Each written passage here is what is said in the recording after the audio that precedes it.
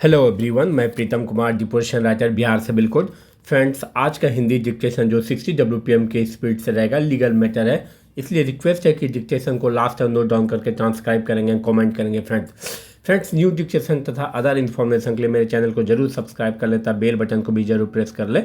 अगर आप old subscriber हैं तो इस डिक्टेशन को अपने भी ग्रुप में भी शेयर करें, ताकि आपके ग्रुप के फ्रेंड्स भी इस डिक्टेशन का लाभ उठा सके।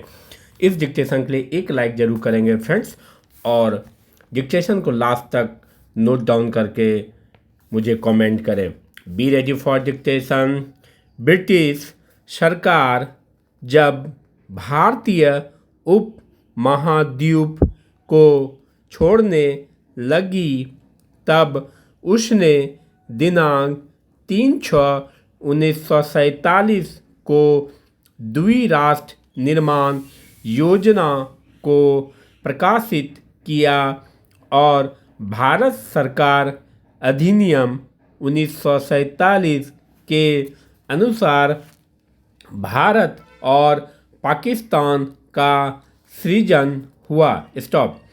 तब स्थानीय शासकों राजवाड़ों को स्वतंत्रता प्रदान किया गया कि वे भारत या पाकिस्तान में शामिल हो सकते हैं, और इसके लिए भारत सरकार अधिनियम 1935 की धारा 6 के अंतर्गत राज्याभिषेक का एक विलेख तैयार किया जाएगा। स्टॉप। इस मामले में नवाब राजा अली खान रामपुर उत्तर प्रदेश के शासक थे, जिन्होंने भारत सरकार के साथ विलय के संधि पर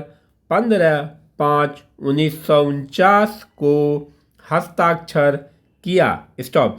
तदनुसार नवाब के आदेश दिनांक 31/5/1949 और 27/6/1949 के अनुसार नवाब की निजी संपत्तियों की घोषणा की गई और विलय करार दिनांक 1/7/1949 के शर्तों के अधीन रामपुर के क्षेत्र को भारत सरकार को सौंप दिया गया, जिसका शासन केंद्र शासित मुख्य आयुक्त को सौंप दिया गया और नवाब राजा अली खान को भारत के संविधान के अनुच्छेद 366(22) के अंतर्गत एक शासक घोषित किया गया। स्टॉप। दिनांक 6/3/1966 को नवाब राजा अली खान का निर्मशीयत देहांत हो गया, जिनकी संपत्ति के उत्तराधिकारी का प्रश्न उत्पन्न हुआ, जो इलाहाबाद उच्च न्यायालय से होते हुए उच्चतम न्यायालय के समक्ष पहुंचा। स्टॉप। 3 सदस्यीय पूर्ण पीठ के समक्ष मुख्य विचारणीय प्रश्न यह था कि भारत सरकार के साथ किसी तत्कालीन शासक के द्वारा राज्याभिषेक करार में घोषित निजी संपत्ति का उत्तराधिकार गद्दी को लागू होने योग्य उत्तराधिकार के नियम के अनुसार शासित होगा या शासक पर लागू निजी विधि के द्वारा शासित होगा। स्टॉप। पैरा।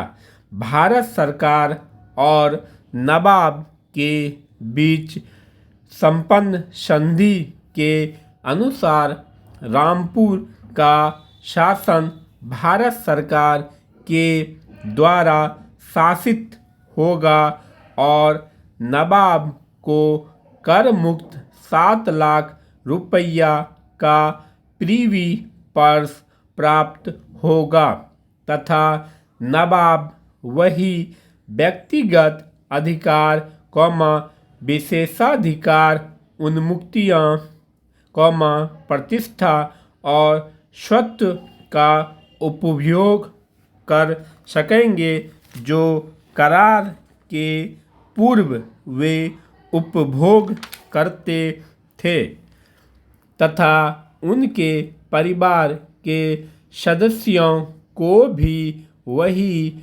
विशेषाधिकार प्रतिष्ठा और स्वत्व प्राप्त होगा जो 15 अगस्त 1947 को उन्हें प्राप्त था। स्टॉप। संधि के अनुच्छेद 6 के अनुसार सरकार ने राज्य के गद्दी के प्रथा और विधि के अनुसार उत्तराधिकार तथा नवाब के व्यक्तिगत अधिकारों विशेषाधिकारों उन्मुक्तियों प्रतिष्ठा और स्वत्व को प्रत्याभूत किया। स्टॉप। नवाब की मृत्यु 6/3/1966 के बाद भारत के राष्ट्रपति ने नवाब राजा अली खान के बड़े पुत्र नवाब सईद मुर्तुजा को अनुच्छेद 366(22) के अंतर्गत शासक घोषित करते हुए दिनांक 1/4/1966 को एक प्रमाण पत्र जारी किया कि वह नवाब राजा अली खान द्वारा धारित सभी चल और अचल संपत्तियों का एकमात्र उत्तराधिकारी होगा। स्टॉप।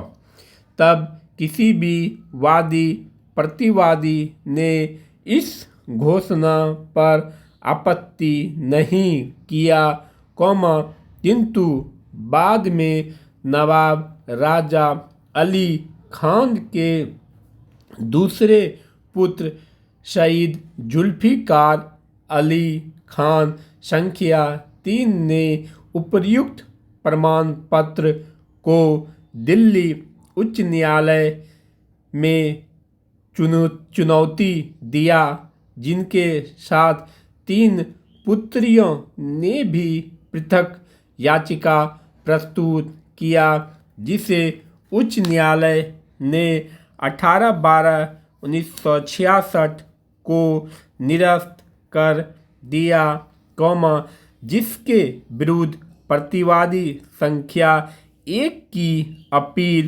उच्चतम न्यायालय में लंबित रहने के दौरान संविधान 26वें संशोधन अधिनियम 1971 के द्वारा अनुच्छेद 366(22) के अधीन शासक की परिभाषा को संशोधित व अनुच्छेद 291 और 362 को निरस्त कर दिया गया और नया अनुच्छेद 363 के अंतः स्थापित किया गया जिसके द्वारा प्रीवी पर्स एवं उत्तराधिकार संबंधी उपबंधों को समाप्त कर दिया गया। स्टॉप। इसी दौरान नवाब राजा अली खान की पौत्री ने विभाजनवाद संशोधित किया और संविधान संशोधन के बाद पुराना वाद वापस लेकर नया वाद संख्या 4 वर्ष 1972 जिला न्यायाधीश रामपुर के समक्ष प्रस्तुत किया और अंततः कालीन लाभ के साथ नवाब के निजी संपत्ति के विभाजन का दावा किया। स्टॉप। वर्ष 1995 में इलाहाबाद उच्च न्यायालय के एकल पीठ ने वाद वापस लेकर स्वयं विनिश्चित किया और वादी का वाद 31/7/1996 को निरस्त कर दिया, जिसके विरुद्ध अपील को भी खंडपीठ ने निरस्त कर दिया। स्टॉप। अतः यह अपील प्रस्तुत किया गया। Finally stop. Thanks for watching.